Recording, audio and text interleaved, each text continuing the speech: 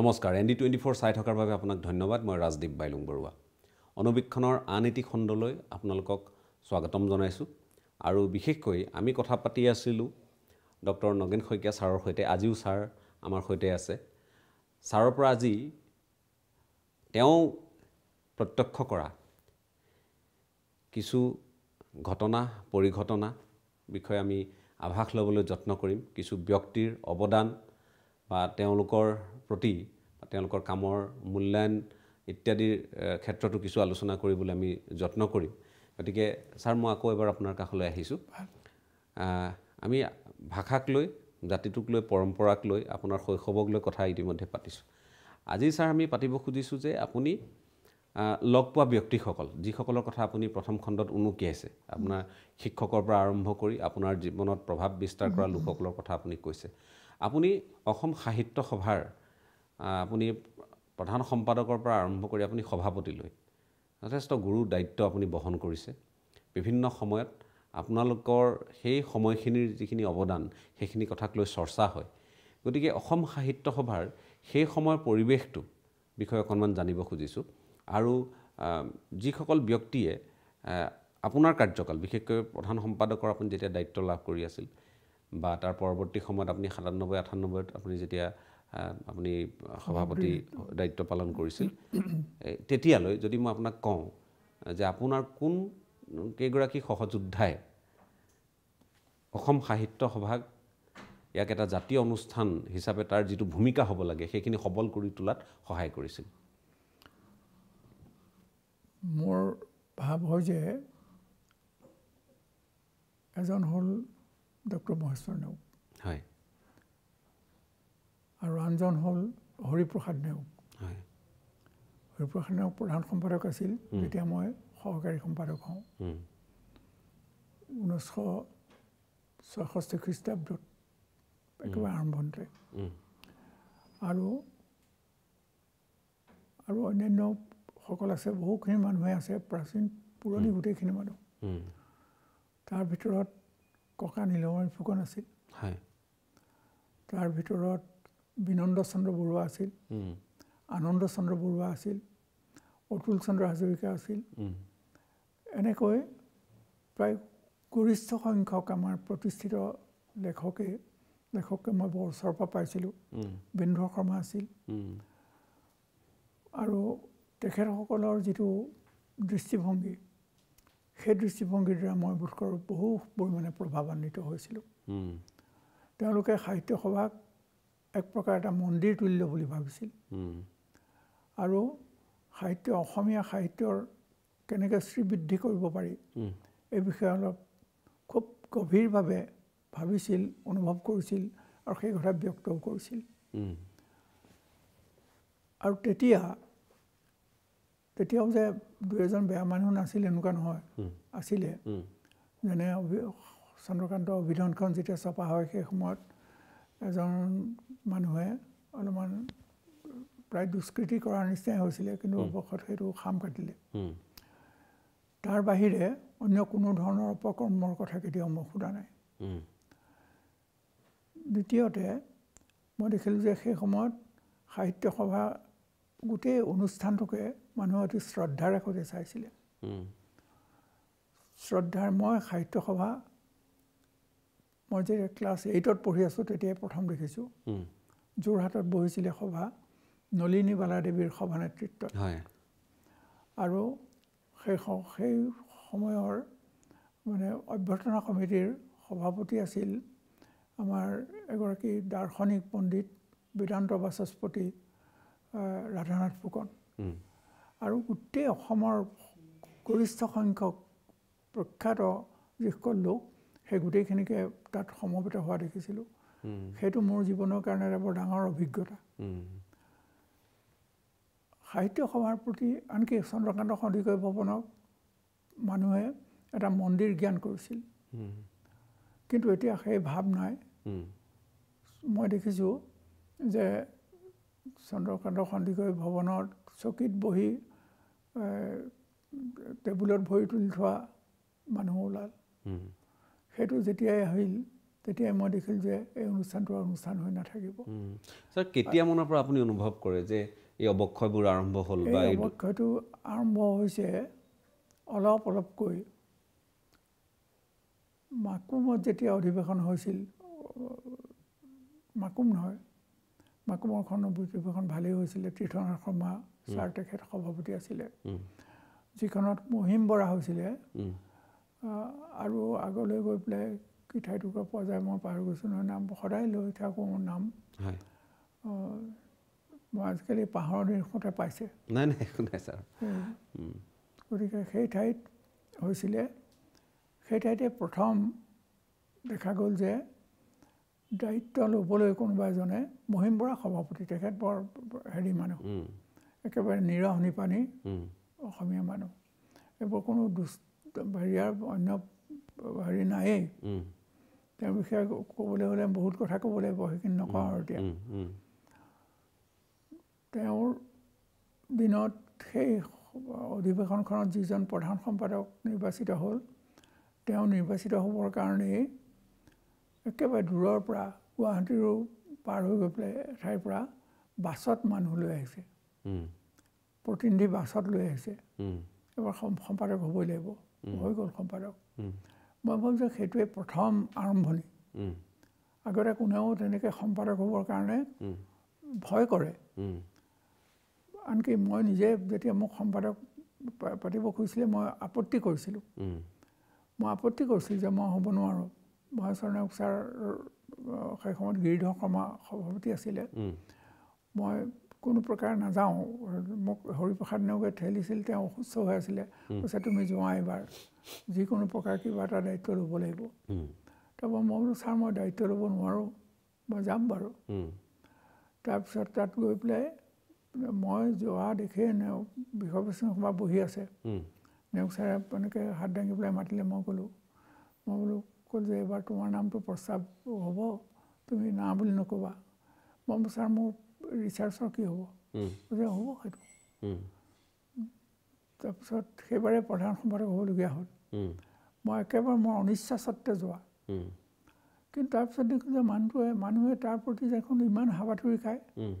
মই ইচ্ছা কৰা নাছিলোঁ, কাৰণ মই ভাবিছোঁ যে মোৰ ইমান ক্ষমতা নাই, ইমান হেৰি নাই, কেনেকৈ কৰিম ইমান ডাঙৰ অনুষ্ঠান এটা, সৰুৰে পৰা দেখি আহিছোঁ। তাৰপিছত লাহে লাহে যেতিয়া সোমাই আহি গ'লোঁ, তেতিয়া দেখিলোঁ যে মোৰ ভিতৰতো সাহিত্য সভাৰ প্ৰতি এটা ভক্তিও আছিলে, ভাৱো আছিলে, স্নেহো আছিলে। কিন্তু তাৰপিছত ঠিকেই গ'ল, সেই সময়তে অলপমান সেইটো সময়তে বিসংগতি এটা হৈছিলে। সেইটো বাৰু তথাপি যি হ'ল হ'ল আৰু এই বুলি পেলাই ধৰি ল'লোঁ। লৈ পেলাই পিছত এতিয়া 2000 চনৰ পিছত 2000 প্ৰায় 3 চনমানৰ পৰা সাহিত্য সভাৰ এইটো লাহে লাহে লৰিবলৈ আৰম্ভ কৰিলে। আৰু যিদিনা মই দেখিছোঁ যে এতিয়া নাম ক'বলৈ বেয়া, এজন মানুহ যিদিনাই মানে প্ৰধান সম্পাদক হ'ল, সেইদিনাই সাহিত্য সভাৰ একেবাৰে হেৰি আৰম্ভ হ'ল, তাৰ অধোগামী যিটো সময়, সেই সময়টো আৰম্ভ হ'ল। তেওঁ কেৱল সম্পাদক হৈয়ে নাথাকিল, তাৰ নিয়মাৱলী সলাই তেওঁ কেইবাবাৰ সম্পাদক হ'ল, উপসভাপতি হ'ল, তাৰপিছত সভাপতিও হ'ল। আৰু তেওঁৰ দিনতেই মই দেখিলোঁ যে সাহিত্য সভাৰ গোটেই মৰ্যাদা সম্পূৰ্ণৰূপে নষ্ট হ'ল। সেই মৰ্যাদাৰ পৰা সাহিত্য সভা এতিয়া উঠি আহিব পৰা নাই। গতিকে সাহিত্য সভাৰ সম্পৰ্কে মই আৰু বেছি কথা নকওঁ, ক'লে মানুহৰ নাম ওলাই যাব মুখৰ পৰা, সেইটো বৰ ঠিক কথা নহ'ব। কিন্তু ছাৰ কথা হ'ল, আমি সাহিত্য সভাক আপুনি কোৱা ধৰণে যে চন্দ্ৰকান্ত সন্দিকৈ ভৱন, যিটো ভৱন মন্দিৰৰ দৰে গণ্য কৰা হৈছিল, আৰু ভক্তিভাৱেৰে আপোনালোকে সাহিত্য সভাৰ প্ৰতি আপোনালোকে সেৱা আগবঢ়াইছিল। গতিকে আজি এই পৰ্যায়লৈ অৱনমিত হোৱাটো স্বাভাৱিকতে সেইটোৱে আপোনাৰ মনতো দুখ দিছে বা দুখ দিয়ে আজিও। অকল আপুনি বুলিয়েই নহয়, যিসকলে সাহিত্য সভাক বা এই জাতীয় অনুষ্ঠানটোক আন্তৰিকতাৰে শ্ৰদ্ধা কৰিছিল, সন্মান কৰিছিল, আৰু আজিও মই ভাবোঁ এনে ব্যক্তি নোলোৱাকৈ নাথাকিব যাৰ সাহিত্য সভাৰ প্ৰতি এটা টান নাই অসম সাহিত্য সভাৰ হয়, প্ৰতি হয়। খুব কম সংখ্যক লোকে ইয়াত হয়তো তেওঁলোকে পৰিচালনা কৰোঁতে বা ইয়াত তেওঁলোকে বিষয় পাবৰ কাৰণে তেওঁলোকে যুঁজ বুলিয়ে মই শব্দটো কৈছোঁ গতিকে হয়তো তেওঁলোকে ইয়াক মান অৱনমিত কৰিবলৈ যত্ন কৰিলেও বহু লোকে কিন্তু সাহিত্য সভাৰ সেই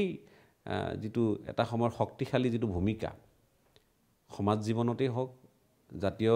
দায়িত্ব পালনৰ দিশতেই হওক বা জাতিৰ জটিল সন্ধিক্ষণতেই হওক যিটো ভূমিকা সেইখিনি আকৌ প্ৰবল হোৱাটো বিচাৰিব গতিকে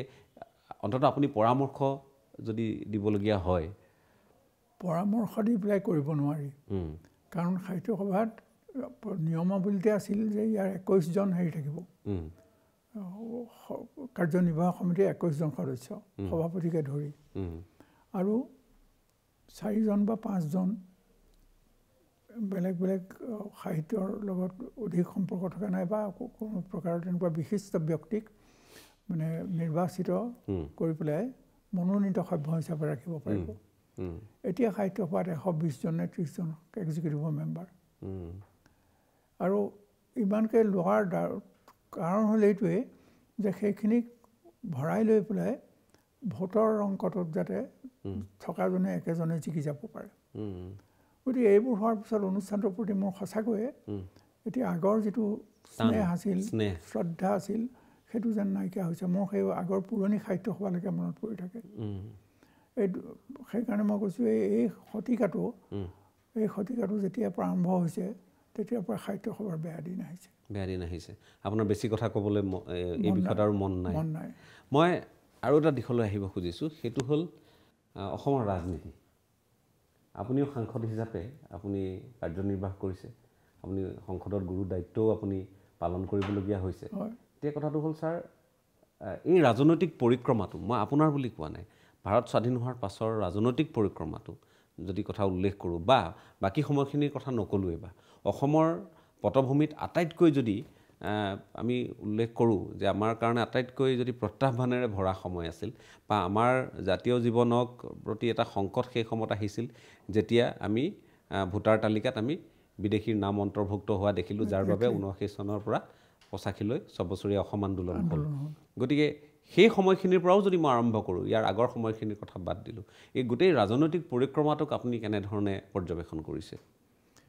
মই ভাবোঁ যে সেই সময়ত যিটো অসম আন্দোলন হ'ল অনেক শ্বহীদ হ'ল সেই আন্দোলনটোৰ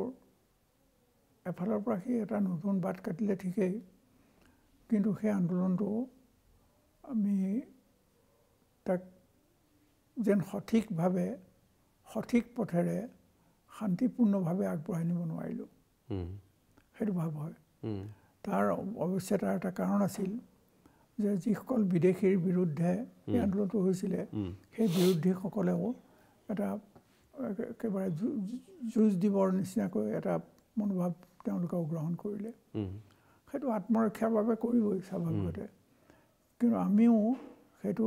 চৰকাৰৰ ওপৰত সম্পূৰ্ণৰূপে গুৰুত্ব দি পেলাই কৰিব লাগিছিলে আমাৰ কিবা কিবি ভুল হৈ গৈছে আমাৰো যি নহওক সেইটোৱে কিন্তু এটা নতুন অধ্যায় আৰম্ভ কৰিলে আপুনি কোৱাৰ দৰে এই আন্দোলনটোৱে এই আন্দোলনটোৰ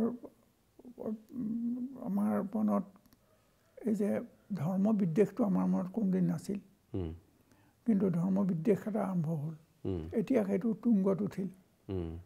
গৈ পেলাই মই সেই সময়তো কৈছিলোঁ যে আমি বিদেশীক যদি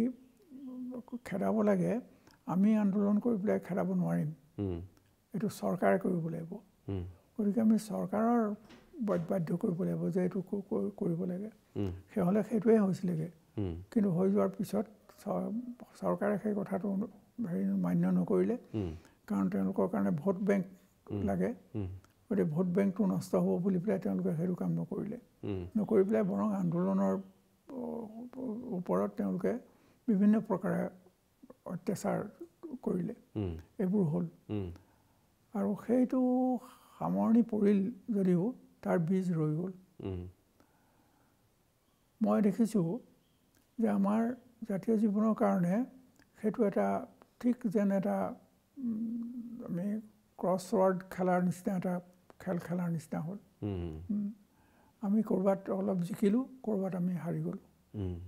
কিন্তু সেইখিনি কথাক লৈ ছাৰ এতিয়াও বহুত চৰ্চা হয়, বহুলভাৱে হয়। এতিয়াও আপুনি জানে যে আমি উচ্চতম ন্যায়ালয়ত এই গোটেই বিষয়টোক লৈ, বিশেষকৈ অসম চুক্তিৰ 6ক ইয়াক দফাটোক লৈ এতিয়া বহু কথা হৈ আছে। আৰু অসম সন্মিলিত মহাসংঘই তেওঁলোকে 51লৈ ঘূৰি যাব লাগে, কাৰণ সমগ্ৰ দেশত 51 ভিত্তিবৰ্ষ। আমি কিয় 71 ভিত্তিবৰ্ষ আমি পালোঁ, তাক প্ৰত্যাহ্বান জনাই তেওঁলোকে এটা গোচৰ, যিটো এতিয়া ৰায়দান মাত্ৰ হ'বলৈ বাকী আছে। শুনানি সকলো সুপ্ৰিম কোৰ্টত শুনানি গ্ৰহণ কৰা হ'ল। এই কথাবোৰ যেতিয়া ওলায় তেতিয়া বহুতে কয় যে সেই সময়ত আন্দোলনকাৰী যিসকল আছিল, নেতা বিশেষকৈ যিসকল আছিল, তেওঁলোকৰ কিছুমান সিদ্ধান্তত উপনীত হোৱাৰ দিশত তেওঁলোকৰ কিছু পৰিপক্কতা পৰিস্ফুট হৈ নুঠিল। এই ধৰণে কথাখিনি আলোচনা হয়। গতিকে মই সেই সময়ত আপোনালোকে গোটেই কথাবোৰ আপোনালোকে অতি কাষৰ পৰা পোৱা আপোনালোক ব্যক্তি হিচাপে যদি মই আপোনাক সোধোঁ, সেই সময়ৰ মুখ্যমন্ত্ৰী এগৰাকী যুৱ মুখ্যমন্ত্ৰী আছিল প্ৰফুল্ল কুমাৰ মহন্ত, ভৃগু কুমাৰ ফুকন, তেওঁ অন্যতম গুৰু দায়িত্বত থকা এগৰাকী ব্যক্তি গৃহমন্ত্ৰী আছিল। গতিকে মই যদি সেই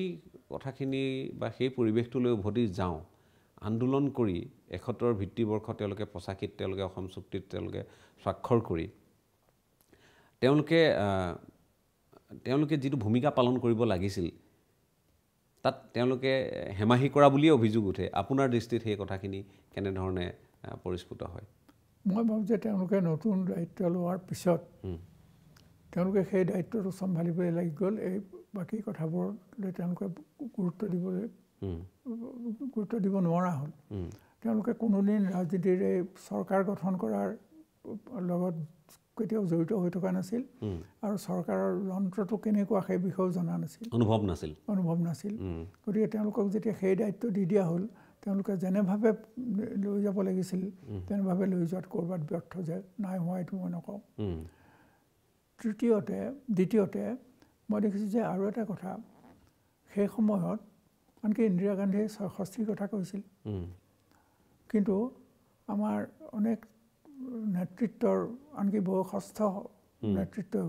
সেইটো নেমানি পেলাই 51ত ধৰি আছিলে। 51ত ধৰাৰ এটা যুক্তি আছিল, কিন্তু সৰ্বসাধাৰণ মানুহে সেইটো তেতিয়ালৈকে অনুভৱ কৰিব পৰা নাছিলে। আৰু তৃতীয়তে যে অনুভৱ কৰিব নোৱাৰাৰ অন্যতম কাৰণ হ'ল যে আমি 51লৈ যদি ঘূৰি যাওঁ তেতিয়াহ'লে আৰু বেছি সেই গণ্ডগোলীয়া হ'ব পাৰে।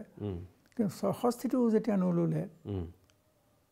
51ই লাগি থাকিল বুলি ক'লে, ইন্দিৰা গান্ধীয়ে দিয়াটো নল'লে, তাৰপিছত গৈ পেলাই ৰাজীৱ গান্ধীৰ দিনত 71 ল'বলৈ বাধ্য হ'ল। তাৰপৰা গত্যন্তৰ নাছিলে। এনেকৈ আৰু সেই সময়লৈ অৱশ্যে দেখা গৈছিল যে আন্দোলনটোৰ কৰ্মকৰ্তাসকলেও লাহে লাহে দুৰ্বল হৈ গৈছিলে,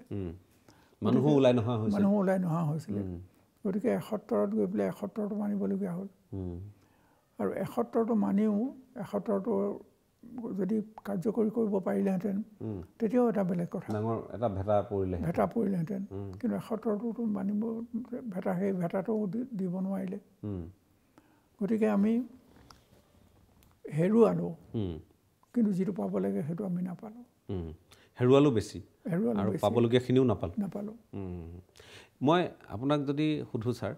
যে আপুনি বহুকেইগৰাকী মুখ্যমন্ত্ৰীক আপুনি পাইছে, আৰু আটাইতকৈ ডাঙৰ কথাটো হ'ল মোৰ সৌভাগ্য যে মই এনে এগৰাকী ব্যক্তিৰ সৈতে কথা পাতি আছোঁ যি সংবাদ প্ৰতিষ্ঠানৰো নেতৃত্ব দিছিল, আৰু বিশেষকৈ সম্পাদক হিচাপেও আপুনি কাৰ্যনিৰ্বাহ কৰিছে, আপুনি সাংসদ হিচাপেও আপুনি কাৰ্যনিৰ্বাহ কৰিছে, আপুনি এগৰাকী সাহিত্যিক হিচাপে আপোনাৰ যি খ্যাতি আছে, সুখ্যাতি আছে, সেইখিনি সন্দৰ্ভত সকলো অৱগত। কিন্তু ছাৰ মই যদি সোধোঁ আপোনাক, গোটেই আপোনাৰ সামগ্ৰিক এটা পৰিচয়ৰ মাজেৰে, আপোনাৰ ব্যক্তিগত পৰিচয়ৰ মাজেৰে আপুনি নিশ্চয় বিভিন্নজনৰ সান্নিধ্যলৈ আহিছিল। অসমৰ মুখ্যমন্ত্ৰীসকলৰ ভিতৰত মই যদি কওঁ, যিসকলে ইতিমধ্যে কাৰ্যনিৰ্বাহ কৰিছে, তাৰে বহুকেইগৰাকীৰ ইতিমধ্যে বিয়োগ ঘটিছেই। গতিকে মই যদি সোধোঁ আপোনাক যে নিজৰ যিটো কৰ্মদক্ষতা বা যিটো তেওঁলোকৰ চাতুৰ্য ৰাজ্য পৰিচালনাৰ, সেই ক্ষেত্ৰত কোন আগবাঢ়ি আছে আপোনাৰ দৃষ্টিত? মই ভাবোঁ যে যদি মোক একেবাৰে সৎ ব্যক্তি বুলি বিচাৰে আমাৰ মুখ্যমন্ত্ৰীসকলৰ মাজত, তেতিয়া মই শৰৎচন্দ্ৰ সিংহৰ নামটো ল'ম। শৰৎচন্দ্ৰ সিংহ এনেকুৱা এজন মানুহ যি কেতিয়াও নিজৰ স্বাৰ্থৰ কথা ভবা নাছিলে যেতিয়া তেওঁ দায়িত্ব লৈছে সম্পূৰ্ণৰূপে আত্মসমৰ্পণ কৰিছে চৰকাৰী দায়িত্বত ৰাজ্যখনৰ কেনেকৈ মংগল সাধন কৰিব পাৰি তাৰ আগত মই দেখিছোঁ যে মহেন্দ্ৰ মোহন চৌধুৰীৰ দিনলৈকে যিসকলে দায়িত্ব লৈছিলে খুব ভালকৈ দায়িত্ব পালন কৰিছিলে আৰু তেওঁলোকে কাৰণ তেওঁলোক আছিল স্বাধীনতা আন্দোলনৰ সেনানী গতিকে তেওঁলোকৰ তেজত সেই বস্তুটো আছিল কিন্তু যাৰ স্বাধীনতা আন্দোলনৰ লগত যাৰ যি জড়িত হোৱা নাছিলে আৰু অন্য প্ৰকাৰে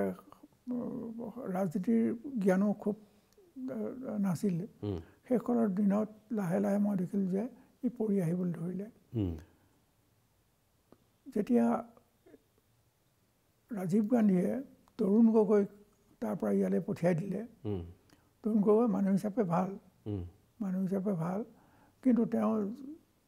যেনেভাৱে গোটেই চৰকাৰটো যেনেকৈ চলাব লাগিছিলে তেনেকৈ যেন ক'ৰবাত কিবা এটা খুঁত ৰৈ গ'ল বাকীসকলৰ ভিতৰত তৰুণ গগৈকে মানিব পাৰি কিছু পৰিমাণে কিন্তু শৰৎচন্দ্ৰ সিংহৰ নিচিনা মানুহ বা আগৰ সকলৰ নিচিনা মানুহ পাবলৈ টান নাই মানে আপুনি ক'ব খোজে যে আগৰ সকলে যি আমি গোপীনাথ বৰদলৈৰ পৰা আৰম্ভ কৰি গোটেই শৰৎচন্দ্ৰ সিংহলৈ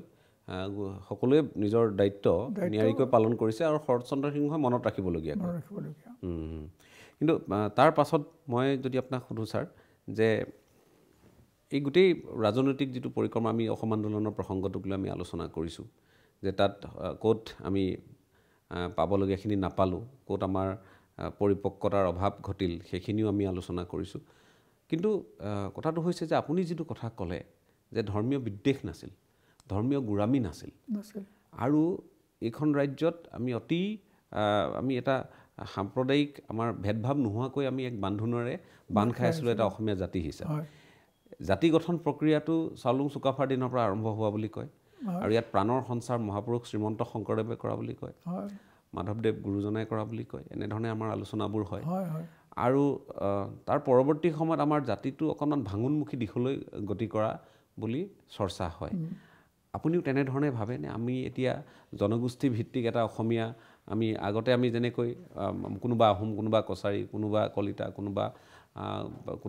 ব্ৰাহ্মণ বা কোনোবা কাৰ্বি কোনোবা ডিমাচা যদিও জনগোষ্ঠীৰ পৰিচয় আছিল কিন্তু মূল পৰিচয়টো ছাৰ অসমীয়া আছিল কিন্তু এতিয়া আপুনি নাভাবেনে ক'ৰবাত জনগোষ্ঠীয় পৰিচয়ৰ লৈ আমি অকণমান বেছি আৱেগিক হওঁ বা সেই বিষয়টোক প্ৰাধান্য দিওঁ এইটো বোধ কৰোঁ আমাৰ আধুনিক শিক্ষায়ো যেতিয়া শিক্ষিত হৈ আহিল জনগোষ্ঠীসকলৰ মাজতো যেতিয়া শিক্ষিত চামটো ওলাই আহিল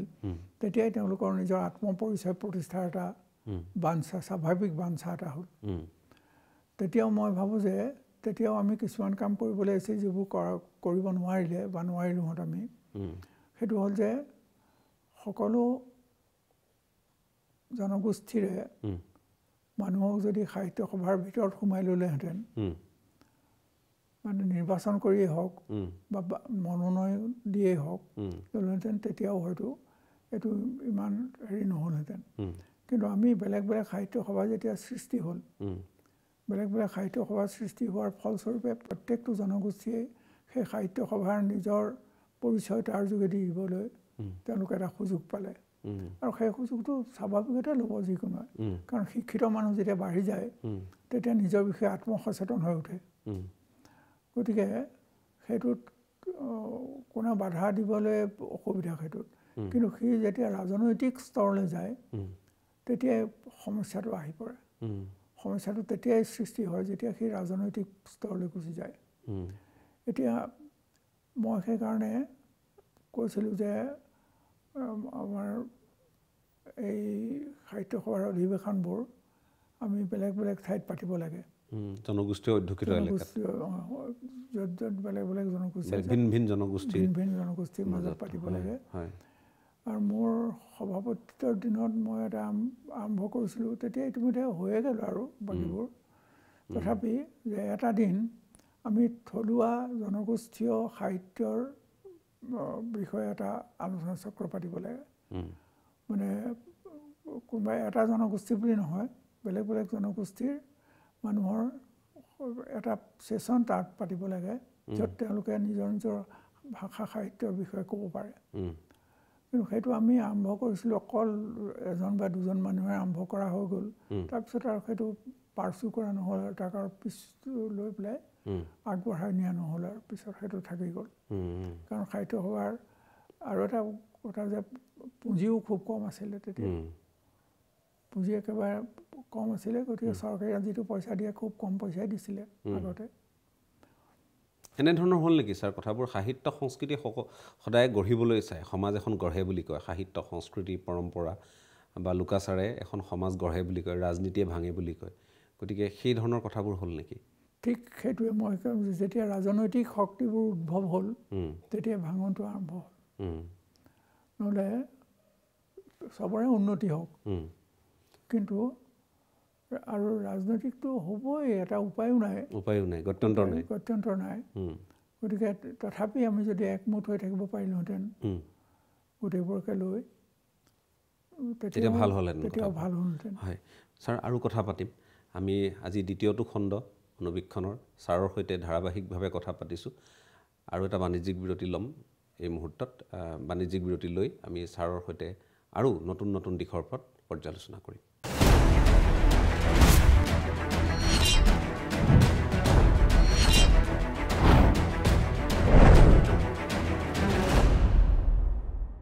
এটা চমু বাণিজ্যিক বিৰতিৰ পাছত আপোনালোকক পুনৰ স্বাগতম ডক্টৰ নগেন শইকীয়া ছাৰৰ সৈতে আছোঁ অনুবীক্ষণ আমাৰ এই অনুষ্ঠান ছাৰ আকৌ আপোনাৰ কাষলৈ আহিছোঁ এতিয়া মই অকণমান সাহিত্যৰ দিশটোলৈ আহিব খুজিছোঁ অসম সাহিত্য সভাৰ বিষয়ে আপুনি বেছি ক'বলৈ মন নেমেলিলে কিন্তু ছাৰ মই যদি সাহিত্যিকসকলৰ কথা কওঁ বিশিষ্ট সাহিত্যিকসকলৰ কথা যাৰ সম্ভাৰেৰে আমি চহকী যাৰ সৃষ্টিৰে আমি শক্তিশালী গতিকে বা আজিৰ তাৰিখতো যদি আপোনাৰ দৃষ্টিত আপুনি অনুভৱ কৰে যদি আপুনি ব্যক্ত কৰিবলৈ যে নতুনৰ মাজতো কোনে কোনে তেওঁলোকে এই আমাৰ যিটো সাহিত্যৰ এটা জয়যাত্ৰা যিটো আজি আমাৰ যিসকল মনীষীয়ে তাৰ আঁত ধৰিছিল এইটো তেওঁলোকে বহন কৰি লৈ যাবলৈ সক্ষম হৈছে পুৰণিসকলৰ পৰা আৰম্ভ কৰোঁ এইটো বৰ ডাঙৰ প্ৰশ্ন হয় কাৰণ পুৰণি যিখিনি আছিল তেওঁলোকৰ চকুৰ আগত দৃষ্টিভংগীটো অলপ বেলেগ আছিল দেশখন আছিল জাতিটো আছিল মানুহ আছিল কিন্তু এতিয়া নসকলৰ মাজত মানুহ আছে জাতিটো দেশখন সদায় নাই একেধৰণে বহু সময়ত হয়তো সাহিত্যৰ নতুন নতুন থিয়ৰী ওলাইছে নতুন নতুন বাট কাটিছে তাত বিভিন্নজনে খুব সুন্দৰ ৰিজাল্টো কৰিছে সুন্দৰভাৱে তেওঁলোকে কামো কৰিছে আৰু তাৰ ফলো পাইছে কিন্তু সাহিত্য সভাৰ আগৰ যিটো নেতৃত্ব সেই নেতৃত্বই গোটেই জাতিটোকে বান্ধি ৰখাৰ যত্ন কৰিছিলে এতিয়া সেই ভাৱটো নাইকিয়া হ'ল এতিয়া আদৰ্শগতভাৱে হয়তো কোনোবা বেলেগ কোনোবাই আকৌ সাহিত্যৰ আদৰ্শস্বৰূপে বেলেগ কোনোবাই ৰাজনৈতিক আদৰ্শস্বৰূপে বেলেগ এনেধৰণৰ কিছুমান সৰু সৰু ভাগ ক'ব নোৱাৰাকৈ হৈ গৈ আছে কিন্তু এতিয়াও সাহিত্য সভাত ভাল সাহিত্যিক আছে সাহিত্য সভাত নহয় আমাৰ ভাষাত আমাৰ ভাষাত ভাল সাহিত্যিক আছে এতিয়া উদাহৰণস্বৰূপে মই দেখিছোঁ যে আমাৰ যিখিনি ইতিমধ্যে পাৰ হৈ গৈছে এতিয়া নীলমণি ফুকনৰ নিচিনা কবি হোমেন বৰগোহাঁইৰ নিচিনা গদ্য লেখক সৌৰভ কুমাৰ চলিহাৰ নিচিনা গল্পকাৰ এইবোৰতো আমাৰ আধুনিক কালৰ মহিম বৰাৰ নিচিনা গল্পকাৰ কবি এইখিনি তেওঁলোক আঁতৰি গ'ল আৰু ইতিমধ্যে আমাৰ পৰা কিন্তু তেওঁলোকে যিটো বাট কাটি থৈ গ'ল ৰামধেনু যুগৰ পৰা আৰম্ভ কৰি এই গোটেই সময়ছোৱাত আমি দেখিলোঁ যে সাহিত্যৰ যিটো পৰিধি সেইটো ঠিকেই আগবাঢ়ি গৈছিলে আৰু সাহিত্যৰ পৰিধি ৰক্ষা কৰাত সহায় কৰা সদায় একোখন প্ৰধান আলোচনীয়ে আমাৰ ভাষাত আধুনিক কালত ৰামধেনুৱে এটা ডাঙৰ ভূমিকা পালন কৰি গ'ল ৰামধেনুৰ পাতত গল্প বা কবিতা ওলোৱা মানেই তেওঁ এজন প্ৰতিষ্ঠিত সাহিত্যিক স্বৰূপে গণ্য হৈছিলে আৰু তাৰপিছত ৰামধেনুৰ পিছত আমি দেখিলোঁ যে এই ধাৰণাটোক বহু পৰিমাণে ৰাখি আছিল চন্দ্ৰপ্ৰসাদ শইকীয়াই তেওঁ ৰামধেনুৰ পিছত মণিদীপ উলিয়াইছিলে ডক্টৰ মহেন্দ্ৰ বৰাই আৰু তাৰপিছত আমি দেখিছোঁ যে গোটেই দায়িত্বটো যেন চন্দ্ৰপ্ৰসাদ শইকীয়াই নিজে লৈ পেলাই তেওঁ প্ৰায় 3খন আলোচনী কাকত তেওঁ চলালে নতুনকৈ আৰু সেইকেইখনতো তেওঁ জোৰ কৰি মানুহৰ পৰা লিখা আনি সমৃদ্ধ কৰি গৈ আছিলে গোটেই বাটটো তেওঁৰ পিছত আমাৰ ঠিক একেবাৰে মন কৰিবলগীয়া এখন কাকত বুলি প্ৰায় ক'বলৈ গ'লে প্ৰান্তিকখনেই আছে প্ৰদীপ বৰুৱাৰ আৰু মই আগতে বানান ভুলৰ কথা কৈছিলোঁ প্ৰান্তিকে এখন কাগজ য'ত এই আখৰ জোঁটনিৰ ভুল নাই আৰু তাৰ বাছনিখিনিও খুব ভালকৈ বচা প্ৰান্তিকত প্ৰকাশ পাবলৈ হ'লে তাৰ এটা নিজৰ এটা মান থাকিব নিজৰ মান থাকিব লাগিব মান বিশিষ্ট হ'ব লাগিব গতিকে এতিয়া বাকী ওলাইছে সাতসৰী ওলাইছে সাতসৰীত কিছু ভাল বস্তু ওলাই গৈছে কিন্তু সাতসৰীখনৰো গ্ৰাহক বোধ কৰোঁ খুব বেছি নাই তেনেকৈ যিখন আমাৰ ট্ৰিবিউন প্ৰেছৰ পৰা ওলাই সেই কাগজখনৰো সম্পাদক সলনি হৈছে নতুনকৈ এতিয়া সেইখন কাগজৰো গ্ৰাহক বোধ কৰোঁ অলপ কম এতিয়া প্ৰকাশন পৰিষদে উলিওৱা যিখন কাগজ প্ৰকাশখনৰো এনে অৱস্থা ভাল চৰকাৰৰ পুঁজিৰ পৰা পুঁজি আছে হয় কিন্তু তাৰো গ্ৰাহক খুব কম পঢ়ুৱৈ কম গতিকে আমি দেখিছোঁ যে এতিয়া যেন চাৰিওফালে ভাগ হৈ গৈছে আৰু যিটো আমাৰ এতিয়া যে অনলাইন যিটো হৈছে সাহিত্য আৰু এই সামাজিক মাধ্যম যিটো এইবিলাকেও এখন ক্ষেত্ৰ দখল কৰিছে গতিকে এই আলোচনী কাগজলৈ চোৱা মানুহৰ সংখ্যা কমি গৈছে আৰু তাৰ ফলস্বৰূপে আমি এতিয়া ঠিক এই মুহূৰ্তত কোনখন কাগজত কোনে লিখিছে সেইটো আনকি চাবলৈ যেন আমাৰ আগ্ৰহ নোহোৱা হৈছে মই দেখিছোঁ যে কাগজ প্ৰধান কাগজ বুলি পেলাই এখন কাগজক আপুনি এতিয়া আঙুলিয়াই দিব নোৱাৰে আগতে যিটো আমি পাইছোঁ যে অসমীয়া বা যিকোনো এখন ৰামধেনু অসমীয়া এনেকৈ আমি গৰিয়সী এতিয়াও আছে কিন্তু যিটো চন্দ্ৰপ্ৰসাদ শইকীয়াৰ দিনৰ গৰিয়সী বা তাৰ কিছুদিনৰ পিছত সেই গৰিয়সীটো এতিয়াও এডিটৰ ভালেই এডিটৰ বেয়া বুলি পেলাই ক'বলগীয়া নাই কিন্তু লেখকৰ সংখ্যা কমি গৈছে নতুন লেখক ওলাবই তেওঁলোককো আহ্বান কৰিব লাগিব কিন্তু তথাপি খুব মনত সাঁচ বহাব পৰা লেখক যদি নোলায় তেতিয়াহ'লে এখন আলোচনী বা এখন বাতৰি কাকত এনেই চলি নাথাকে ছাৰ মই আপোনাক সোধোঁ মই নাজানো কিমান সঠিক হ'ব আপোনাৰ মনত চাপ সৃষ্টি কৰিব পৰা বা আপোনাক অকণমান হ'লে এই ল'ৰাজনে ভাল লিখিছে দেখোন বা তেওঁ ভাল লিখে এই ধৰণৰ চিন্তাৰ বীজ আপোনাৰ মনত ৰোপণ কৰিব পৰা তেনেধৰণৰ আপুনি কোনো সাহিত্যিক বা লেখকৰ নাম ল'ব খুজিব নেকি আজিৰ তাৰিখত কেইজনমান কবি আছে আৰু সমালোচক ওলাইছে কিন্তু আমাৰ সমালোচক ওলাইছে গল্পকাৰ হিচাপে কন্দলী অলপতে এটা পুৰস্কাৰো পাইছে তেওঁ আছে তাৰপিছত আৰু মই দেখিছোঁ যে কবি হিচাপে কেইবাজনো ভাল কবি ওলাই আহিছে সেইখিনি এতিয়া কৰি আছে লিখি আছে মই হতাশ হোৱা নাই মই ভাবোঁ যে যি ভাল লিখে কম লিখিলেও তেওঁলোকৰ বস্তুবোৰ ৰৈ যাব আৰু কিন্তু ছাৰ এইটো পৰিপূৰক হ'বলৈ হ'লে আমাক পঢ়ুৱই লাগিব কিন্তু এতিয়া বাতৰি কাগজ কিনা মানুহে নাইকিয়া হৈছে এতিয়া আলোচনী কিনা মানুহে নাইকিয়া হৈছে এতিয়া আলোচনীবোৰ যে চলি আছে সেইটোৱে আমাৰ পৰম ভাগ্য এনে যেন লাগে চলি যে আছে এতিয়া কাৰণ সামাজিক মাধ্যমে এটা ডাঙৰ লৈ লোৱাৰ পিছত এইটো নাইকিয়া হৈছে আৰু এতিয়া বোধ কৰোঁ চিন্তাশীল লেখা মেলাও লাহে লাহে নাইকিয়া হ'ব কাৰণ এতিয়া কৃত্ৰিম বুদ্ধিমত্তাৰ দিন আহি গ'ল যিটো আমি পাতিছোঁ ইতিমধ্যে মৌলিক চিন্তাবোৰ নোহোৱা হ'ব গতিকে মই ভাবোঁ যে এইটো আমাৰ কাৰণে আৰু এটা দুৰ্ভাগ্য কঢ়িয়াই আনিব পাৰে এই সামাজিক মাধ্যমলৈও আনিব অন্য স্তৰলৈও আনিব কিন্তু পঢ়া শুনা কৰাৰ দৰে আছে ছোৱালীও আছে মানে নাৰীও আছে পুৰুষো আছে ছাৰ মই সেইদিনা মই এটা কথা কৈছোঁ যে কথাটো হ'ল আমি যদি এআইৰ কথাই কওঁ কৃত্ৰিম বুদ্ধিমত্তাৰ কথাই কওঁ বা আমি চাৰ্চ ইঞ্জিন গুগলৰ কথাই কওঁ বা উইকিপিডিয়াৰ কথাই কওঁ তাত তথ্যখিনি সন্নিৱিষ্ট কৰিবলৈ হ'লেতো আমি ক'ৰবাৰ পৰা সেইখিনি আহৰণ কৰিব লাগিব এই জ্ঞানটো বা আজি যদি ধৰি লওক আমি মহাভাৰতৰ কথাই লিখিব লাগে আমিতো মহাভাৰতৰ পৰাই ল'ব লাগিব নিজে মহাভাৰতখন আমি ৰচনা কৰিব নোৱাৰোঁ গতিকে মহাভাৰতৰ কথাখিনি গুগলত চাৰ্চ ইঞ্জিনত বা আমি তাত ভৰাব লাগিব যে মহাভাৰতৰ এইখিনি এনেধৰণৰ তাত কোটছ আছে বা এনেধৰণৰ কথা আছে এনেধৰণৰ পৰামৰ্শ আছে বা গীতাৰ এইখিনি উপদেশ আমিতো যিখন মূল গীতা তাৰ পৰাই আমি তালৈ আমি ট্ৰান্সফাৰ কৰিব লাগিব গুগললৈ নিব লাগিব সেইটো গুগললৈ নিয়াখিনিয়ে কৰিছে হয় নাইবা কৃত্ৰিম বুদ্ধিমত্তালৈ যিসকলে নিছে তেওঁলোকে পঢ়িছে কিন্তু সেই সংখ্যা কম তেওঁলোক পঢ়ুৱৈ নহয় তেওঁলোক হ'ল এক প্ৰকাৰ বিজ্ঞানী গতিকে সেইটো সোমাই দি পেলাই তাত সোমাই দিছে গোটেই বস্তুবোৰ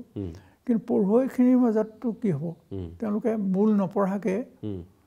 তাৰ পৰা এটা হতাশাৰ ওপৰত ধৰি লওক এটা মটিভেশ্যনেল তেওঁলোকৰ কিবা এটা চালে যি কৰিছে সেইটোকে শুদ্ধ আৰু সত্য বুলি ধৰি ল'ব আৰু নিজে একো চিন্তা কৰিব নালাগিব এখন ৰচনা লিখিব লাগে তেতিয়া আমি সেই কৃত্ৰিম বুদ্ধিমত্তাক ক'লোঁ যে মোক এই বিষয়ৰ এনেকুৱা ধৰণৰ এখন ৰচনা লাগে গতিকে কেইমিনিটমানৰ পিছতে মোক এখন ৰচনা উলিয়াই দিলে য'ত মৌলিকতা নাথাকিব সৃষ্টিশীলতা নাথাকিব আৰু সেইখন মই মোৰ বুলি পেলাই পঠিয়াই দিলোঁ মই বঁটা বাহনো পালোঁ কিন্তু সেইখনৰ যদি মোক ব্যাখ্যা কৰিবলৈ কয় মই নোৱাৰিম হয় কাৰণ মই বস্তুটোৱেই নাজানো কেৱল মেচিনে উলিয়াই দিছে মই সেইটো দি দিছোঁ গতিকে আপোনাৰ মতে কৃত্ৰিম বুদ্ধিমত্তাৰো এটা পৰিসীমা থকা উচিত আৰু কৃত্ৰিম বুদ্ধিমত্তা বেলেগ বিষয়ত লগাব পাৰে কিন্তু এইবোৰ কামত লগালে সৃষ্টিশীল কামত মানুহক মই সেইকাৰণে প্ৰথমতে কৈছোঁ যে এই ৰাক্ষস এটাৰ নিচিনাকৈ গেলিব আমাৰ বুদ্ধিমত্তা নাইকিয়া হ'ব কৃত্ৰিম বুদ্ধিমত্তাই নাইকিয়া কৰিব প্ৰকৃত বুদ্ধিমত্তাক ছাৰ মই আকৌ আপোনাৰ কাষলৈ আহিম আৰু এটা বাণিজ্যিক বিৰতিৰ সময় হৈছে আমি আৰু কিছু কথা পাতিম বাণিজ্যিক বিৰতিৰ পাছত অনুবীক্ষণৰ পৰৱৰ্তী অংশলৈ আমি উভতি আহি আছোঁ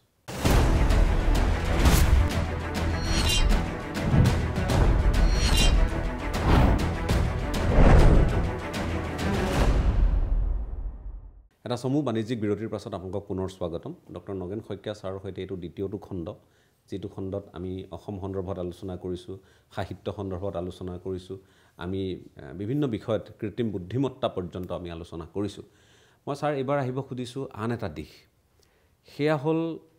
অসমত ভাঙোন্মুখী কথা ভাঙোন্মুখী চিন্তা আৰু ঘৃণাৰ পৰিৱেশ ৰচনা কৰাত কিছুমান ৰাজনৈতিক দলৰ হওক ব্যক্তিবিশেষৰ হওক তেওঁলোকৰ ভূমিকা গতিকে এই যিটো ভাঙোন্মুখী চিন্তা এইবোৰ কথা মাজতে পাতি থাকোঁতে মোৰ এটা কথা মনত পৰে মই আপোনাক পোনপটীয়াকৈ সেইদিনা সংযুক্তও কৰিছিলোঁ বিষয়টোত সেইটো হ'ল বৰাক আমি প্ৰাক্তন যিগৰাকী মুখ্যমন্ত্ৰী বৰ্তমানৰ কেন্দ্ৰীয় মন্ত্ৰী সৰ্বানন্দ সোণোৱালৰ মুখত আমি পাহাৰ ভৈয়াম বৰাক ব্ৰহ্মপুত্ৰৰ কথা শুনিছিলোঁ তেখেতে একাকাৰ কৰিবলৈ যত্ন কৰিছিল কিন্তু আপুনি বৰাকৰ প্ৰসংগত যিকেইটা শেহতীয়া মন্তব্য কৰিছে সেইকেইটাক লৈ তুমুল বিতৰ্কও হ'ল আলোচনাও হ'ল আপুনি নিজৰ স্থিতিত এতিয়াও অটল আছেনে বৰাকক লৈ মই অলপতে অনুৰাধা শৰ্মা পূজাৰীৰ এটা লেখা পঢ়িলোঁ হয় তেওঁ মই ক'লোঁ যে তুমি এইটো একেবাৰে সঠিকভাৱে সকলোকে লগ পাইছানে বোলে পাইছোঁ তাত যিজন মানুহে বৰাকত এণ্টি আছামিজ অসমীয়া বিৰোধী মনোভাৱ লৈ পেলাই কাম কৰে প্ৰদীপ দত্ত ৰায় বুলি পেলাই কৈছে তাত প্ৰদীপ দত্ত ৰায় মানুহে নেমানে তেওঁ কেইজনমান মানুহ লৈ পেলাই হেৰি আৰু আমাৰ বাতৰি কাকতৰ প্ৰতিনিধিক গোটাই লৈ পেলাই বক্তৃতা এটা দি দিয়ে আৰু এইবোৰ কথা কয় এইটো শিৰোনাম দখল কৰে মই বোলো নহয় মইতো জানো যে তাত এজন ভাইচ চেঞ্চেলাৰ প্ৰাক্তন ভাইচ চেঞ্চেলাৰ তথা অধ্যাপক আৰু এজন ভাল লেখক চিন্তাশীল লেখক তেওঁৰ কিতাপো মই পঢ়িছোঁ তেওঁতো অসমীয়াৰ সপক্ষে কোৱা নাছিলে আজি প্ৰায় 2-3 বছৰ আগতে আৰু নোকোৱাৰ কাৰণে তেওঁৰ এগেইনষ্টে কেছ এটাও হৈছিলে তেওঁ গুৱাহাটীলৈ কেছৰ কাৰণেও আহিবলগীয়া হৈছিলে ক'ল যে নহয় সেইবোৰ মানুহো গৰিষ্ঠ সংখ্যক মানুহে তেওঁলোকক অভিভাৱক বুলি নাভাবে তেওঁ মোক ক'লে তেওঁৰ এটা লেখা পঢ়ি পেলাই মই সুধিলোঁ যে তুমি এইবোৰ ক'ত পালা কৈছে মই এইবোৰ মানুহ একেবাৰে হেৰি মানুহ মই বোলো যদি তেওঁলোকে সঁচাকৈ অসমীয়া ভাষাক অসমীয়া মানুহক অসমৰ মানুহক যদি তেওঁলোকে ভাল পায় বেয়া ভাৱ নাৰাখে তেতিয়াহ'লে আমাৰনো কি হেৰি আছে আপত্তি আছে আমি একেলগ হৈ থকাত আমাৰ কোনো আপত্তি নাই কিন্তু যদি বৰাকত থাকি পেলাই অসমীয়াৰ বিৰোধী হেৰি কৰে আচৰণ কৰে তেতিয়াহ'লে আমি ক'ব লাগিব যে যদি তোমাৰ ইমানেই বিৰোধ হৈছে ককাই ভাইৰ মাজতো বিৰোধ লাগিলে ভাগ হৈ যায় তোমালোকে ভাগ হৈ যোৱা যদি সঁচাকৈ অৱস্থাটো ঘূৰি আহিছে বুলি তুমি ভাবা একেবাৰে বিশ্বাস কৰা তেতিয়াহ'লেতো ভাল কথা এইটো থাকক লগত কিন্তু সেই বুলি ক'লে মই তেওঁক কৈছোঁ মই তেতিয়াহ'লেতো তেতিয়া আপত্তি কৰাৰ প্ৰশ্ন নাই কিন্তু যিটো প্ৰদীপ দত্ত ৰায়ৰ দৰে লোকৰে যদি প্ৰভাৱটো বেছি হৈ থাকে তেতিয়াহ'লেতো লগ হোৱাৰ কোনো কথা নাই মই খোলচাকৈ কৈছোঁ সেইটো খোলচাকৈ কৈছে কিন্তু ছাৰ মই এতিয়া আহিব খুজিছোঁ আমি যিটো ধৰ্মীয় বিদ্বেষ আৰু মেৰুকৰণৰ যিটো ৰাজনীতি সেই প্ৰসংগলৈ তাৰ পৰৱৰ্তী সময়ত মই আৰু কেইটামান কথা সুধিম কিন্তু এই মেৰুকৰণে আমাক কেনেধৰণে দুৰ্বল কৰিছে বা শক্তিশালী কৰিছে আপুনি কোন দিশে ভাবে মই ভাবোঁ যে মেৰুকৰণটো এইটো অত্যন্ত সৰ্বনাশী কাৰবাৰ ই আমাৰ গোটেই ভাৰতবৰ্ষকে এই বিভিন্ন প্ৰকাৰে ক্ষতি কৰিব কাৰণ ধৰ্ম বিদ্বেষটো ধৰ্ম হ'ব নোৱাৰে যিসকলে ধৰ্মৰ নামত ৰাজনীতি কৰিছে তেওঁলোক যদি অন্য এটা ধৰ্মৰ বিদ্বেষী হয় তেওঁলোকৰ ধৰ্ম ক'ত থাকিলে ধৰ্ম বস্তুটোৱে কি কৰে মানুহ আৰু সমাজক একগোট কৰে ধৰ্মই যদি আমি পৰৰ ধৰ্ম এটা ঘৃণাবলৈ গৈ পেলাই সেই নিজৰ সেই মনুষ্যত্বটোকে আমি হানি কৰোঁ ভিতৰৰ মানুহটো আমি নিজকে ধাৰ্মিক বুলি কেনেকৈ ক'ম ফুট ল'লেই লগুণ ল'লেইতো আৰু ধাৰ্মিক নহয় ধৰ্মটো আহিব লাগিব মনৰ ভিতৰৰ পৰা মানুহৰ প্ৰতি প্ৰেম প্ৰকৃতিৰ প্ৰতি প্ৰেম এই দুটা নহ'লে কোনো ধৰ্ম হৈ নাথাকে গতিকে মানুহৰ প্ৰতি আমাৰ যদি ঘৃণাই উপজায় তেনে সেইটো কাৰণে কি ধৰ্ম হ'ল সেইকাৰণে মই ভাবোঁ যে আমাৰ আনকি বহু সন্যাসীও আছে যিসকলে কমণ্ডল লোৱা সন্যাসী তেওঁলোকো একেবাৰে উগ্ৰ গতিকে মই ভাবোঁ যে তেওঁলোক সন্যাসী হোৱাই নাই তেওঁলোক ধাৰ্মিক হ'ব নোৱাৰে মানুহৰ প্ৰতি যাৰ ঘৃণা আছে যে মুছলমানসকলে এইটো কৰে আচ্ছা তেওঁলোকক বুজোৱা আৰু সামগ্ৰিকভাৱে তেওঁলোকৰ জীৱন যাত্ৰাটো যাতে সুচল হয় তাৰ প্ৰতিও চকু দিয়া গতিকে তেতিয়াতো এইবোৰ নাথাকিলেহেঁতেন আৰু আকবৰ যেতিয়া হেৰি আছিলে ৰজা আছিলে ভাৰতবৰ্ষৰ সম্ৰাট আছিলে সেই সময়ত তেওঁ দিন ইলাহী বুলি এটা নতুন ধৰ্মৰে সৃষ্টি কৰিব খুজিছিলে যাতে ধৰ্মৰ কাজিয়াবোৰ নাথাকে গতিকে আমাৰ সৃষ্টি কৰিব লাগে ধৰ্মৰ কাজিয়াবোৰ নথকা আৰু সেইটো আমি উগ্ৰতা নেদেখুৱাই কৰিলেহে সেই ফল দিব উগ্ৰভাৱে যেতিয়া ধৰ্ম বিদ্বেষ আৰম্ভ হ'ব সি নতুন বিদ্বেষৰ সৃষ্টি কৰিব বুজি পাইছোঁ কিন্তু ছাৰ শাসক পক্ষই যিবোৰ কথা কয় এতিয়া হিন্দুত্ববাদী দল বুলি কয় ভাৰতীয় জনতা পাৰ্টীক আৰু তেওঁলোকক গেৰুৱা দল বুলিও কয় কিন্তু কথাটো হ'ল তেওঁলোকে যিখিনি কথা কয় তাৰ সমানে যিটো আমি সংখ্যালঘুৰ নিজকে ত্ৰাণকৰ্তা বুলি কোৱা বদৰুদ্দিন আজমলৰ দল AIUDFেও তেনেধৰণৰ বাক্য মানেই তেওঁলোকে কিন্তু কৰা দেখা যায় প্ৰত্যুত্তৰবোৰ মই দুই ক্ষেত্ৰতে কৈছোঁ যিসকলে বদৰুদ্দিন আজমলৰ যিসকলে হিন্দু বিদ্বেষৰ মনোভাৱ যদি সোমাইছে তেওঁ সমানেই জগৰীয়া তেওঁকো আমি ৰেহাই দিব নালাগে মই সেইকাৰণে কৈছোঁ যি ধৰ্ম প্ৰচাৰ কৰোঁ বুলি ভাবে তেওঁৰ অন্তৰখন পৰিষ্কাৰ হ'ব লাগিব মানুহৰ প্ৰতি প্ৰেম থাকিব লাগিব, জাতি বৰ্ণ ধৰ্ম ভাষা সম্প্ৰদায় নিৰ্বিশেষে, আৰু প্ৰকৃতিৰ প্ৰতি প্ৰেম থাকিব লাগিব। এই দুটা নথকা মানুহ কেতিয়াও ধাৰ্মিক হ'ব নোৱাৰে। গতিকে সেই বদৰুদ্দিন আজমলেই হওক বা হিমন্ত বিশ্ব শৰ্মাই হওক বা মোদীয়েই হওক বা হেৰিয়ে হওক, যিকোনো এজন মানুহ হওক, গতিকে মানুহ লৈ পেলাই কোনো কথা নাই। ধৰ্ম বিদ্বেষটো গুচাব পাৰিব লাগিব নিজৰ মনৰ ভিতৰৰ পৰা, মানুহ হিচাপে চাব লাগিব। কিন্তু ৰাজনীতি ছাৰ, সেইবোৰ কথাক লৈ এতিয়া ৰাজনীতি অসমত তুংগত নহয়, বহুত কাম কৰিবলগীয়া আছে। মই এতিয়া সুধিব পাৰোঁ, এওঁলোকক সুধিব খোজোঁ যে তেওঁলোকে অসমত থকা যিখিনি বাৰু ৭১ পিছত অহা বিদেশী যিখিনি সোমাল, সেইখিনিকো আঁতৰাব পাৰিবনে? কোনোবা এজন মানুহ বাংলাদেশলৈ পঠিয়াব পাৰিবনে? যদি নোৱাৰে, তোমালোকে দুটা কাম কৰিব পাৰা। মই লিখিছিলোঁ এটা হেৰিয়াত যে তেওঁলোকক এখন ৱৰ্ক পাৰ্মিট, কাম কৰি ভাল কথাটো হ'ল ছাৰ, মোৰ মাজতে মই মানে আপোনাক অনুকিয়াত চাব খোজোঁ মাত্ৰ,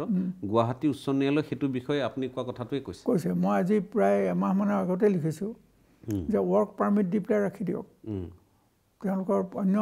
অধিকাৰ নাথাকিব, কিন্তু ৱৰ্ক পাৰ্মিট থাকিব। গতিকে সেইখিনি তেনেকৈ ঠিক কৰক। আৰু বাকীখিনিয়ে যিটো পাই আছে, আৰু দুইটা কথা মই আগতে কৈছিলোঁ, আৰু ইলিয়াছ বুলি পেলাই যে এখন ডক্টৰ ইলিয়াছ, তেওঁ মানে এটা খুব ভাল কথা কৈছিলে দেই। তেওঁ কৈছিলে যে এই চৰ অঞ্চলৰ মানুহৰ মাজত শিক্ষাৰ প্ৰভাৱ যেতিয়ালৈকে ভালকৈ নপৰে আৰু বাল্য বিবাহটো যেতিয়ালৈকে উঠি নাযায়, তেতিয়ালৈকে এইবোৰ চলি থাকিব। গতিকে আমাৰ চৰকাৰ দৰকাৰ উচিত আছিল মাদ্ৰাছাবোৰ বন্ধ কৰি দিয়া নহয়, আমাৰ চৰকাৰে কৰিব লাগিছিল যে তেওঁলোকক মাদ্ৰাছাৰ পাঠ্যপুথি নতুনকৈ কৰি দিব লাগিছিলে। কাৰণ আমি যদি কীৰ্তনখন পঢ়িব পাৰোঁ, গীতাখন পঢ়িব পাৰোঁ, তেওঁলোকেও কোৰাণ চৰীফখন পঢ়াত কি আমাৰ হেৰি আছে, পঢ়ক। কিন্তু জীৱনটো অতি নিয়াৰিকৈ তেওঁলোকে পালন কৰক। য'ত যিবোৰ কথাই আমাৰ সমাজত অশান্তিৰ সৃষ্টি কৰিব পাৰে, সেই কথাবোৰ তাৰ পৰা আঁতৰাই দিয়ক, সেইবোৰ বাৰণ কৰক। গতিকে সেইটো কৰিব পাৰিলে হ'ব। কিন্তু এনেই আমি যুদ্ধ কৰি পেলাই, যুদ্ধ ঘোষণা কৰি পেলাই আমি এইবোৰ আঁতৰ কৰিব নোৱাৰোঁ। ছাৰ, আৰু এটা কথা তাৰ মাজতে সুধিব খুজিছোঁ, যিটো আমি নাগৰিকত্ব সংশোধনী আইন, আৰু এই সংশোধনী আইনক যেতিয়া ই বিধেয়ক হিচাপে উত্থাপন হৈছিল, তেতিয়াৰ পৰা অসমত বিদ্ৰোহ এক প্ৰকাৰ আন্দোলন হ'ল, আৰু সেই কথাখিনি আপোনাৰো অন্তৰত আঘাত দিলে, আৰু তেনেধৰণে নীলমণি ফুকন তেখেতৰ অন্তৰতো যথেষ্ট কথাখিনিয়ে আঘাত দিলে। তেখেতে সেইখিনি ব্যক্তও কৰিছিল, অতি উষ্মাৰে ব্যক্ত কৰিছিল, আপোনালোকেও কৰি আহিছে। তাৰ পৰৱৰ্তী সময়ত এতিয়া আমি ৰুল ফ্ৰেম কৰাৰ কথা পৰ্যায়লৈ কথাবোৰ গৈ আছে, হোৱাগৈ নাই। তাৰ লগে লগে ৬ নম্বৰ দফাৰ আমাৰ আমি যিহেতু প্ৰতিবেদন দাখিলৰ প্ৰসংগ আহিলে, আৰু দাড়ি কমা নোহোৱাকৈ এইখিনি আখৰে আখৰে পালন কৰা হ'ব বুলি কৈ যিটো কথা কৈ এক প্ৰকাৰ আভুৱা ভাৰিলে, সেই কথাখিনিক লৈও অসমত এতিয়াও অসন্তুষ্ট বহু লোক বুলিয়ে ক'ব লাগিব। কাৰণ বহুতে পাহৰিয়ে পেলাইছে, যিহেতু বহুতে পাহৰি পেলাইছে। গতিকে ছাৰ, সেই পৰিক্ৰমাটোত অসমত এটা আঞ্চলিক ৰাজনৈতিক দল জন্ম হ'ল, আৰু যিটোৰ পোষকতা আপুনিও কৰিছিল, অসম জাতীয় পৰিষদ। গতিকে আপুনি কৈছিল যে তেনে এটা শক্তি হ'ব লাগে। আঞ্চলিক দল অগপই নিজৰ চৰিত্ৰ হেৰুৱাইছে, গতিকে আঞ্চলিক দল শক্তিশালী হ'ব লাগে। প্ৰথম অসমীয়াৰ কথা ভাবি ভাৰতৰ কথা ভাবিব লাগে। এগৰাকী ভাল ভাৰতীয় হ'ব লাগে, কিন্তু তাৰ পূৰ্বে এগৰাকী ভাল অসমীয়া হ'ব লাগে। গতিকে সেই অসম জাতীয় পৰিষদো গঠন হ'ল, বা তেওঁলোকে ভাল ফলাফলো দেখুৱাব পৰা নাই আজিৰ তাৰিখলৈ। কিন্তু এই পৰিক্ৰমাটোক আপুনি কেনেধৰণে লৈছে, যে কেতিয়াবা অসমত এই ৰাষ্ট্ৰীয় দলসমূহৰ যিটো দপদপনি, এইটো নোহোৱা হৈ পুনৰ আঞ্চলিক দল এটাই শাসন কৰাৰ সেই পৰ্যায়লৈ যাব বুলি আপুনি অনুভৱ কৰেনে? মই ভাবোঁ যে সময় ল'ব। যদি এনেকৈ এওঁলোকৰ গোটেই ৰাজনীতি চলি থাকে, এদিন প্ৰজা বিদ্ৰোহ হ'ব। মানে শাসক পক্ষ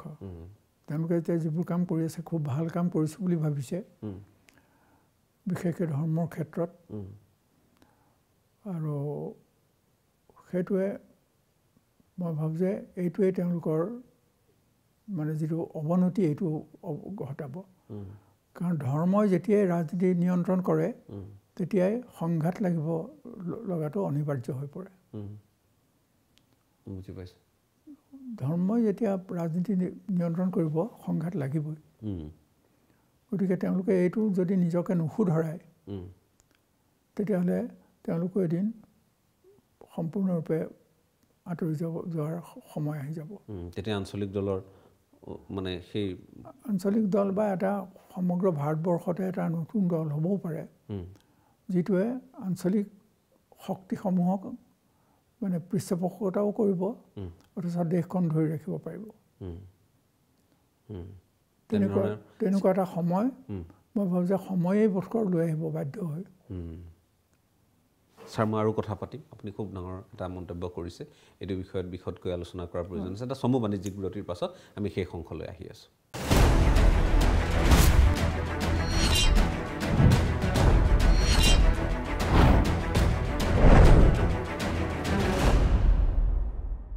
এটা চমু বাণিজ্যিক বিৰতিৰ পাছত আমি শেষ অংশলৈ উভতি আহিছোঁ মই আকৌ এবাৰ ডক্টৰ নগেন শইকীয়া ছাৰ আপোনাক ধন্যবাদ জ্ঞাপন কৰিছোঁ আপুনি সময়খিনি দিছে দুটাকৈ খণ্ড আপোনাৰ সৈতে আমি অনুষ্ঠান ৰাইজৰ মাজলৈ লৈ গৈছোঁ দুটা খণ্ডত কথা হ'ল ছাৰ আপুনি ক'লে যে আঞ্চলিক দলসমূহৰ ক্ষেত্ৰত এটা সময় ল'ব কিন্তু এতিয়া আজিৰ পৰিক্ৰমাৰ ৰাজনীতিৰ মই আপোনাক বিষয় যিহেতু আপুনি অৱগতই মই সেই প্ৰসংগতে সুধিব খুজিছোঁ যে সমগ্ৰ ভাৰতজুৰি যিটো বিজেপিক তেওঁলোকে ক্ষমতাৰ পৰা আঁতৰোৱাৰ কাৰণে যি ধৰণে তেওঁলোকে লগ লাগিছে যিবোৰ নীতিৰে তেওঁলোক সমবেত হ'ব খুজিছে সেই নীতিটো কিমান আপোনাৰ দৃষ্টিত সফল কাম হ'ব বুলি ভাবে সেই দৃষ্টিটো সফল কাম তেতিয়াই হ'ব যেতিয়াই নিজে নায়ক হ'ম বুলি ভাবি থকাসকলে নিজৰ নায়কত্ব এৰিব প্ৰত্যেকটো দলৰ মানুহে যদি সামগ্ৰিকভাৱে গোটেই দেশখনৰ কথা নাভাবে দলটোৰ কথা যদি নাভাবে কেৱল নিজৰ নেতৃত্বটোৰ কথা ভাবে তেতিয়াহ'লে লগ কেতিয়াও নহ'ব আৰু নিজে নেতৃত্ব নলৈ আনক যোগ্যজনক নেতৃত্ব দিবৰ কাৰণে আগবাঢ়ি যাব লাগিব আৰু নিজকে যোগ্য বুলি কোনো নেতাই ভাবিব নালাগে যদি এই মনোভাৱটো ল'ব পাৰে তেতিয়াহ'লে এটা সন্মিলিত শক্তি এটা হ'ব কিন্তু ময়ে পাৰিম ময়ে নেতা হ'ম এই বুলি ভাবিলে কেতিয়াও নহ'ব ছাৰ আমি অসমৰ বাসিন্দা আমি অসমখনক ভাল পাওঁ আৰু আপুনিও কম ভাল নাপায় মই জানো আপুনি যথেষ্ট অসমখনক ভাল পায় আৰু যেতিয়াই সমস্যা হয় আপুনি মাত মাতে এই ভাৰতীয় জনতা পাৰ্টীৰ চৰকাৰ যেতিয়া কংগ্ৰেছ চৰকাৰ পতন হোৱাৰ পাছত 15 বছৰ শাসন ওপৰাই যেতিয়া ভাৰতীয় জনতা পাৰ্টীৰ চৰকাৰ আহিল সৰ্বানন্দ সোণোৱালৰ দিনৰ পৰা আজিৰ তাৰিখলৈ যদি আপোনাৰ দৃষ্টিত কিবা ভাল লগা কথা আছে আপুনি ক'ব পাৰে আৰু বেয়া লগা কথা থাকিলেও আপুনি ক'ব পাৰে মই তাৰ যদি দুটামান উদাহৰণ সহকাৰে আপুনি কয় খুব চমুকৈ উদাহৰণনো কেনেকৈ দিম কংগ্ৰেছৰ দিনতে আৰম্ভ হ'ল চাৰিখৰীয়া ৰাস্তা হোৱাৰ বাট পথ আমাৰ দুইটা হেৰি এতিয়াও গুৱাহাটীৰ পৰা উত্তৰ গুৱাহাটীলৈকে হৈছে যথেষ্ট উন্নতি কিন্তু উজনি অসমত কোনো উন্নতি দেখা নাই ঘোষণা যথেষ্ট হৈছে কিন্তু উন্নতি নাই এই ৰাস্তাটোৰে আপুনি যোৰহাটলৈকে যাব নোৱাৰে মইতো মোৰ বিষ আছে কঁকালতো আছে আঁঠুতো আছে মই যোৱাৰ কথা নুঠেই এইটো ৰাস্তাত আনকি সুস্থ মানুহো এইটো ৰাস্তাত অহা যোৱা কৰাটো সম্ভৱ নহ'ব গতিকে যেতিয়ালৈকে চৰকাৰে গোটেই অসমৰ ধুবুৰীৰ পৰা শদিয়ালৈকে সমদৃষ্টিৰে কাম নকৰিব তেতিয়ালৈকে ৰাজ্যখনৰ উন্নতি নহয় আপোনাৰ অনুভৱ হয় নেকি যে আপুনি উজনিৰ বাসিন্দা আজিৰ তাৰিখত আপোনাৰ জন্মসূত্ৰে আপুনি গোলাঘাটৰ আপোনাৰ আজি ঘৰ স্থায়ী ঘৰ আপোনাৰ ডিব্ৰুগড়ত গতিকে আপোনাৰ অনুভৱ হয় নেকি আজিৰ তাৰিখত যে উজনি অসমক অৱজ্ঞা কৰা হৈছে বা বৈষম্য পোষণ কৰা হৈছে মোৰ ভাৱ হয় মই প্ৰমাণ দিবলৈ নাই কিন্তু ভাৱ হয় মই দেখিছোঁ যে সকলো বস্তু গুৱাহাটীক কেন্দ্ৰ কৰি হৈছে উত্তৰ গুৱাহাটীলৈকে এই দুঠাইতে সকলোবোৰ বস্তু হৈছে এইমছৰ পৰা আৰম্ভ কৰি গোটেইবোৰ হৈছে তাত কিন্তু এইফালে কি থাকিলে এইফালে কিছুমান উজনি মানে মই দুইটা পাৰৰ উজনিকে ভাবিছোঁ কলেজ কিছুমানক ইউনিভাৰ্চিটি বুলি ঘোষণা কৰি দিছে আৰু সেই ইউনিভাৰ্চিটিত বাহিৰৰ পৰা এতিয়া হেৰি অনা হৈছে উপাচাৰ্য আমাৰ এই দেশখনত এই ৰাজ্যখনত শিক্ষিত মানুহ নাই নে উপাচাৰ্য হ'ব পৰা সন্দিকৈটো জন্ম ইয়াতে সৌ সিদিনালৈকে এতিয়াও আছে ভাল মানুহ এতিয়াও ভাল মানুহ কিয় বাহিৰৰ পৰা আনিব লাগে আৰু এতিয়া মই দেখিছোঁ এইটো মই আজি লিখিম বুলিয়ে ভাবিছিলোঁ যে শুনিবলৈ পোৱা মতে অন্য ঠাইৰ পৰা আমাৰ নতুন নতুন হেৰিবিলাকলৈ মানে উপাচাৰ্য আনিব খুজিছে যদি এইটো হয় তেতিয়াহ'লে এই দেশখনত কেনেকৈ সংহতি স্থাপন হ'ব ইয়াৰ মানে মানুহ থাকোঁতে ভাল পণ্ডিত মানুহ থাকোঁতে যদি উপাচাৰ্য নাপাতে এইখিনিয়ে গৈ ৰাজস্থান বা গুজৰাট বা হেৰিয়াত পাবগৈনে যদি দিয়ে কথাটো বেলেগ সমবিতৰণ শব্দটোৱে প্ৰয়োগ কৰিছোঁ আৰু উপায় নাই হয় হয় সমবিতৰণ যদি হয় বেলেগ কথা ক'ত সমবিতৰণ হ'ব গতিকে এনেকৈ আমাৰ মনত আৰু বেছি ক্ৰোধ আৰু হেৰিয়াৰ ভাৱ জগাই তুলিব অশান্তিৰ ভাৱ জগাই তুলিব ছাৰ মই শেষত আৰু এটা বিষয় যিটো বিষয় অতিকে প্ৰাসংগিক অতিকে গুৰুত্বপূৰ্ণ যে অসম ৰাজ্যখনত এতিয়া বিদ্ৰোহী গোটসমূহ প্ৰায়বোৰ বিদ্ৰোহী গোটে তেওঁলোকে হয়তো মূল সুঁতিলৈ উভতি আহিছে আত্মসমৰ্পণ কৰিছে চুক্তি স্বাক্ষৰিত হৈছে তেওঁলোকৰ চৰকাৰৰ সৈতে এটা গোট বাকী আছেগৈ সেয়া হ'ল আলফা স্বাধীন এই গোটেই আজি দীৰ্ঘকালৰ যিটো আমাৰ সমস্যা সংযুক্ত মুক্তি বাহিনী অসম বনাম চৰকাৰ এই যিটো ৰাজনৈতিক সংঘাত এইটো আপুনি কেনেধৰণে অৱলোকন কৰে সদুশেষত মই ভাবোঁ যে পৰস্পৰে নিজেও ভাবিব লাগিব যে 100-150 মানুহৰ সৈতে অসম স্বাধীন কৰিব নোৱাৰে গতিকে সময় থাকোঁতে যিখিনি অসমৰ কাৰণে আমাক লাগে যিবোৰ সেইখিনি দাবী তোলক চৰকাৰৰ ওচৰত এই যে মই ক'লোঁ এতিয়া আনকি সৰু সৰু কথাতে আমি দিল্লীমুখী ৰাজস্থানমুখী গুজৰাটমুখী আমি কিয় হ'ব লাগে আমাৰ নিজৰ বস্তু থাকোঁতে আমি ইয়াত এইবিলাক বস্তু এই মানুহবিলাকক আমি কিয় ব্যৱহাৰ কৰিব নোৱাৰোঁ এইবোৰ এটা অংশ এইটো যে এইটোকে ধৰিব লাগিব এইটো নহয় মই এটা উদাহৰণস্বৰূপে কৈছোঁ এনেকৈ আমাৰ স্বাৰ্থ ৰক্ষা কৰিব পৰা চৰ্ত কিছু দিয়ক নহ'লে 500 বা 1000 হ'ল যেনিবা কেডাৰ এই বিশাল ভাৰতীয় সৈন্য বাহিনীৰ সন্মুখত কি কৰিব সেইকাৰণে এই কথাটো ভালকৈ ভাবি চিন্তি কৰা উচিত ঠিক মই ছাৰ আপোনাক ধন্যবাদ জ্ঞাপন কৰিছোঁ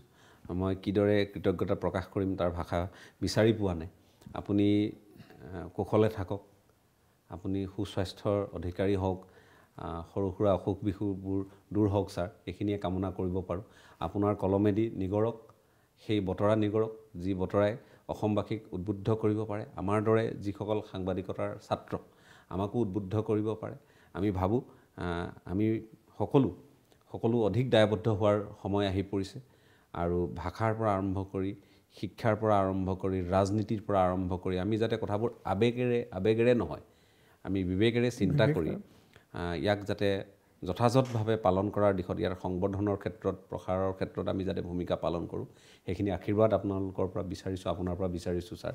এইখিনি সময় দিয়াৰ বাবে পুনৰবাৰ আপোনাক ধন্যবাদ ময়ো ধন্যবাদ জনাইছোঁ যে মোক কিছু কথা মুকলিকৈ ক'বৰ কাৰণে সুবিধা কৰি দিছে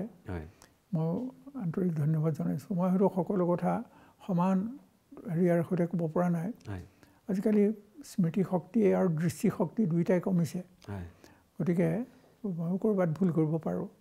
বা কথা এৰাই যাব পাৰোঁ এৰুৱাই পেলাব পাৰোঁ তেনেকুৱা হ'ব পাৰে তথাপি আপুনি যে আহিল আৰু গোটেই এইটো দল লৈ পেলাই এনেকৈ আমি কথা পাতিলোঁ এইটো মই এটা মোৰ মনত থাকিব এই মুহূৰ্তকেইটাৰ আৰু মই আপোনাৰ আৰু আপোনাৰ যিটো সংস্থা সেইটোলৈ মোৰ আন্তৰিক শুভেচ্ছা জ্ঞাপন কৰিলোঁ ধন্যবাদ ছাৰ নমস্কাৰ